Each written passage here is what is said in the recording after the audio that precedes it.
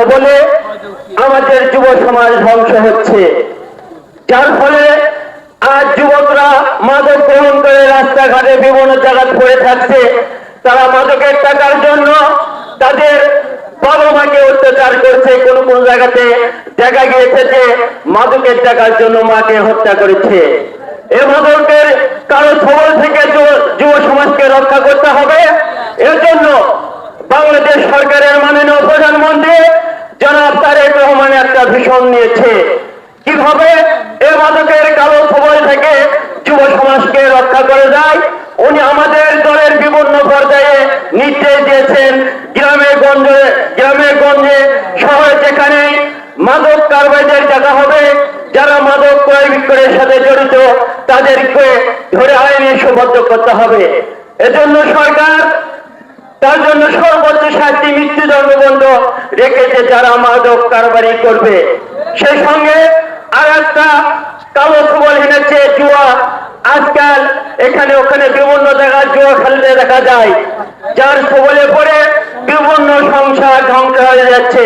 তারা জমি জমা বিক্রয় করে জুয়াতে টাকা ঢালছে। এখানে সরকার একটা আইন করেছে, জুয়ার জন্য সর্বোচ্চ 1 কোটি টাকা জরিমানা, সেই সঙ্গে 5 বছর জেলের ব্যবস্থা রয়েছে। সুপ্রিয় বন্ধুরা, আমাদের যুব সমাজ যাতে মাদকের কালো ছবল থেকে এবং জোর থেকে দূরে থাকে, এজন্য আপনারা সজাগ থাকবেন। বিএনপি যার নেতা কর্মী আছে তারা আমাদেরকে খবর দেবেন, আমরা প্রশাসনের মাধ্যমে ওইসব জুয়ারিদের মাদক সেবীদেরকে আমরা প্রশাসনে সুবদ্ধ করব, যাতে মাদক মুক্ত একটা সুখী সমৃদ্ধ বাংলাদেশ করতে পারি। সুপ্রিয় বন্ধুরা, আর একটা কথা আছে, আমাদের স্থানীয় সরকার নির্বাচন উপলক্ষে আমাদের দল অনেক বড়, এখানে অনেক যোগ্য প্রার্থী রয়েছে।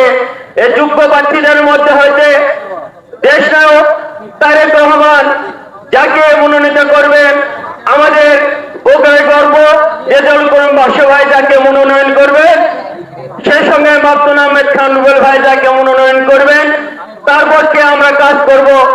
এমন এক শক্তিশালী প্রার্থী হবে উনি, তার পক্ষে কাজ করে যাতে আমরা অবহেলিত নামজোর উন্নয়ন করার জন্য আমরা তার পাশে থেকে কাজে কাজ মিলিয়ে ভোট করে আমাদের প্রার্থীকে আমরা জয়ী করব। এই আশাবাদ ব্যক্ত করে আমি আমার কথা বলা শেষ করছি। সবাইকে ধন্যবাদ। আসসালামু আলাইকুম।